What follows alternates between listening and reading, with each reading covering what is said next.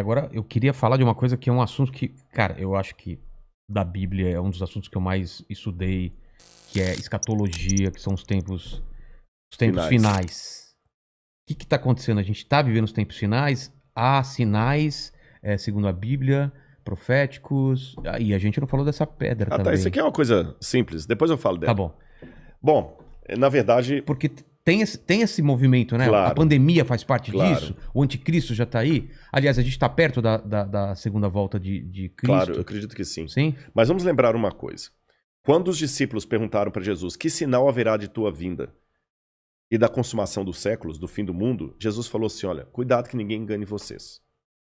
Porque Primeira coisa que ele já virão, falou. cuidado, virão muitos em meu nome dizendo eu sou o Cristo, enganarão a muitos. Certamente, isso está em Mateus capítulo 24. Depois, quem tiver uma Bíblia em casa, procure em Mateus capítulo 24. Ele fala o seguinte: certamente vocês ouvirão falar de guerras e rumores de guerras. Não se assustem, ainda não é o fim.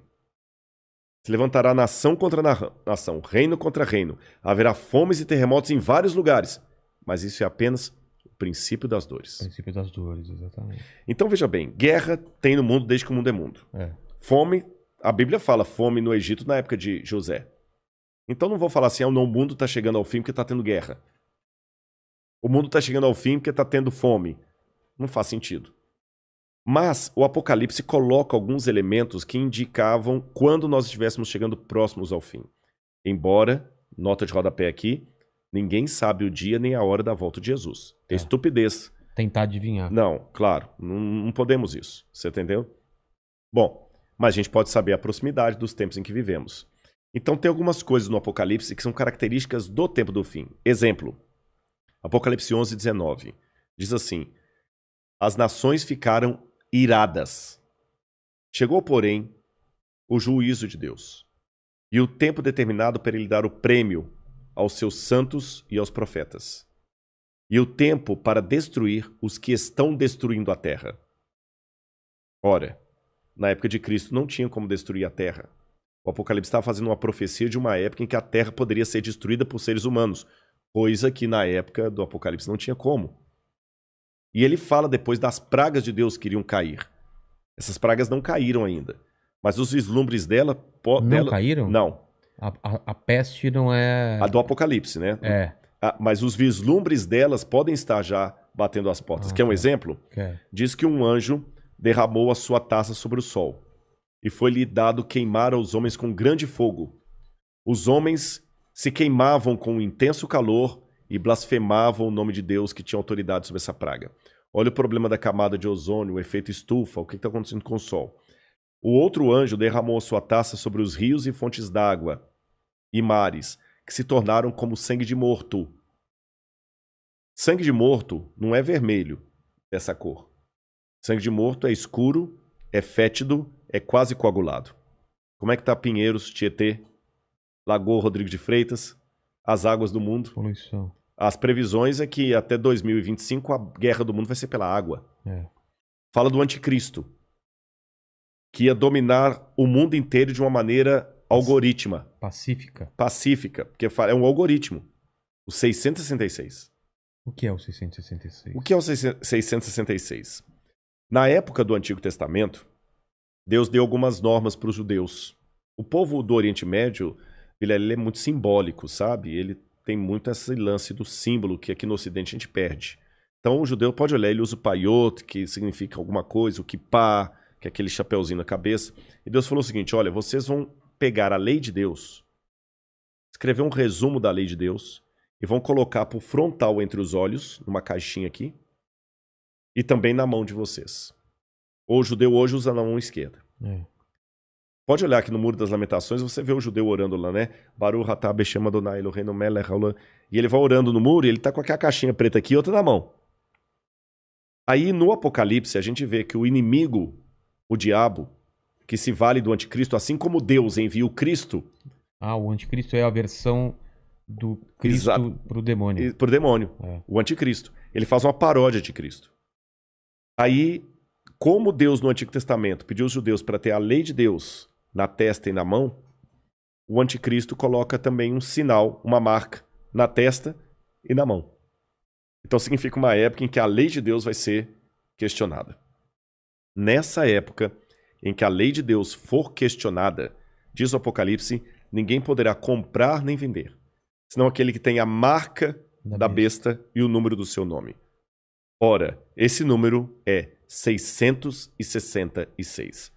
Aí muita gente pega isso e fala o seguinte, então vou começar a calcular, Hitler dá 666, o Papa, o Saddam Hussein, Bill Gates, até a Ellen White, que é uma pioneira do Adventismo, ela dá 666, mandíbula, todo dá 666, né?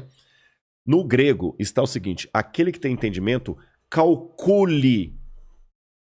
E essa palavra calcule no grego ali é a mesma palavra para faça a contabilidade daquilo que o anticristo vai fazer. E o que o Apocalipse deixa bem claro é que o anticristo vai ser a revigoração do Império Romano, que era o inimigo do povo de Deus. E por que 666? Na cultura da Babilônia, o 6 era o número base para você fazer qualquer cálculo. Era um número divino. Tanto é que quando Nabucodonosor ergue uma imagem, ela tinha 60 côvados por 6. 60 por 6. O 6 era um múltiplo divino. E ali você tem o 666, múltiplo de 6. Agora o Apocalipse fala que ele vai controlar a economia. Os povos da terra vão segui-lo. Ninguém vai poder, falando quem pode pelejar com ele. E o que nós estamos vendo agora é o mundo caminhando pela primeira vez na história para uma unificação mundial. De moeda? De tudo. Parece até teoria da conspiração que eu vou falar, mas não é. O mundo está caminhando para uma unificação. Rodrigo, mas nunca. Aqui no Brasil mesmo a gente vê a briga dos de esquerda com os de direita. O pessoal não está entendendo. Essa unificação não significa unificação de mente, mas unificação de propósito. Que é um exemplo que o mundo pode se unir por um propósito, apesar de se odiar mutuamente? A pandemia. Exatamente. O Irã está usando máscara, Israel também está usando máscara. Os palestinos estão jogando foguete lá em Israel, o Hamas, mas o israelense está usando máscara, o palestino também. O egípcio está usando álcool em gel, o iraniano está usando álcool em gel, o americano está usando álcool em gel, o russo está usando álcool em gel, então o Putin está usando álcool em gel. A mesma coisa o presidente do Brasil, o presidente da Argentina, da Venezuela, o mundo parou. Então é possível essa união do mundo inteiro em algumas coisas mesmo. Ela não só é possível, como ela é um caminho sem volta. Por que está falando tanto em criptomoeda? Nós já estamos passando por uma transição do dinheiro. Dinheiro de papel, né? De papel, você entendeu? Dinheiro baseado em tesouro nacional. E o mundo hoje precisa. Isso aqui não é uma defesa do Rodrigo, não é um desejo do Rodrigo. Eu estou falando de uma tendência. Tendência.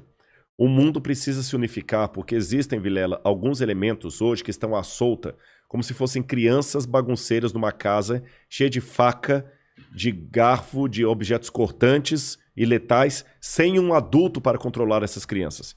Você jamais faria isso. Quais são as crianças que estão à solta no mundo e precisam de um adulto para controlá-las? Um preceptor, uma babá? Internet. Quem tem domínio da internet? Você na internet você pode encontrar o podcast do Inteligência Ilimitada, mas você também pode encontrar uma fórmula para fazer um coquetel molotov. O camarada pode assediar você para fazer parte do Estado Islâmico. Quem controla a internet? Nem os Estados Unidos. Não, está na mão de ninguém. Quem controla tráfico de drogas e de armas em nível mundial? Ninguém. Lavagem de dinheiro está aí. O terrorismo está aí e lavam dinheiro. Quem controla bolsa de valores? A economia do mundo não aguenta por mais 20 anos nas mãos da bolsa de valores que é especulativa. Se cair a bolsa de Tóquio, você nunca foi ao Japão, mas você pode perder o seu emprego e essa casa aqui porque caiu a bolsa de Tóquio. O Bradesco pode falir porque teve um crash na bolsa de Nova York. E a gente viu, essa pandemia viu como nós estamos economicamente vulneráveis. Economicamente vulneráveis. Quem controla o terrorismo mundial? Então esses elementos... mais um. A ecologia. Não quero entrar no debate se a Amazônia é nossa ou não é nossa. O fato é que se a gente não cuidar da Amazônia, o mundo todo se ferra, caramba. Você tá entendendo? Então não tem mais esse negócio assim, é meu. Então hoje a gente precisa de um governo único que com leis mundiais controle a internet, bolsa de valores, que vai desaparecer, o reset está aí, controle a economia, gastos, terrorismo e tudo mais. E os países, por mais que continue havendo direita e esquerda, situação e oposição, não interessa, Islã e cristianismo, vai precisar se unir, não porque eles se amam, porque não tem outro jeito. E essa união está muito parecida com o caminho de preparação para o anticristo. Agora, a minha questão aqui não é cair naquela esquizofrenia escatológica de achar agora que qualquer coisa eu tenho que evitar porque senão é uma marca da besta. Eu já vi gente, isso aqui é sério, que não quer deixar colocar o revolvinho da temperatura na testa da mão, que aquele é a marca da besta. Calma. Estupidez, não tem nada a ver um negócio desse, gente, tá bom? Agora, quando esse governo único se interpuser entre a minha fidelidade a Deus e a minha fidelidade ao Estado, esse é o único momento em que eu estou livre perante Deus para ter uma desobediência civil, social. Porque a própria Bíblia me ensina a ser obediente às autoridades constituintes. Mesmo quando Nero estava no poder, Pedro escreveu: respeitem as autoridades constituídas. A César o que é de César. Dai César o que é de César. Pague os impostos. Seja um bom cidadão. Que a crise não venha por culpa de vocês. A Bíblia me ensina a ser um bom cidadão. Porém, a própria Bíblia fala: quando o governo der uma ordem... A Bíblia não diz isso explicitamente, diz assim, em termos filosóficos. Sim. Quando o governo der uma lei que vá contra os mandamentos da lei de Deus, como os companheiros de Daniel na Babilônia, enfrente a morte se preciso for, mas não ceda. Talvez essa seja a diferença de um teólogo apaixonado por Deus e pela Bíblia e alguém que simplesmente é um acadêmico livre. Porque que especialista em literatura inglesa, em sã consciência, teria coragem de morrer por sua interpretação de Shakespeare?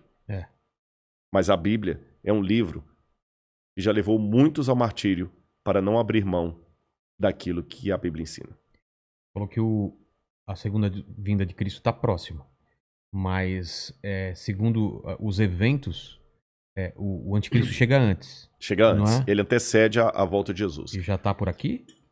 Você acha? Eu acredito assim, lendo a Bíblia, o anticristo, ele é um poder, era o poder romano, porque João já falava lá, o anticristo já opera entre nós. E João fala, muitos anticristos já saíram pelo mundo. Ele só está aguardando aquilo que o detém. Então o anticristo naquele tempo era Roma. Os exegetas veem, a besta era Roma. Só que a Bíblia fala, através do apóstolo Paulo, que havia uma grande apostasia do povo de Deus. Que palavra é essa, apostasia? Eles abandonariam a fé, se uniriam a Roma, e Roma no futuro voltaria travestida de cristã, por isso que é o anticristo, nome que não aparece no Apocalipse, mas aparece nas epístolas de João. Tá. Anticristo, anti em grego, é aquele que toma o lugar de. Então o anticristo é aquele que toma o lugar de Cristo e vai dominar o mundo. Então a minha sugestão para todos é o seguinte, fiquem atentos às propostas governamentais. Qualquer coisa que não infrinja a minha fé naquilo que eu entendo pela Bíblia ser o correto, eu vou seguir. Eu vou me vacinar. Eu não vou ficar caindo em teoria da conspiração. Mas a vacina é uma maneira de aniquilar um terço da humanidade. Eu acho que vai ser muito mais fácil Eu vou me vacinar. Só não vou tomar a Coronavac, né? Que está questionada aí, senão eu não posso entrar em Israel. Mas eu vou me vacinar. Israel não aceita. Não aceitou. Muitos países da Europa não aceitam a Coronavac, né? Lamento o Butantan aí, mas a menos que mude o cenário, a Coronavac não está sendo aceita. A Pfizer, ou a Moderna, ou a outra, lá de Oxford. Essas são aceitas. Mas eu vou me vacinar. Você está entendendo? Agora, não vou cair em teoria da conspiração. Agora, o dia que houver uma lei que se interpuser entre a minha fidelidade e aquilo que Deus pediu de mim, aí eu estou disposto a enfrentar até a morte.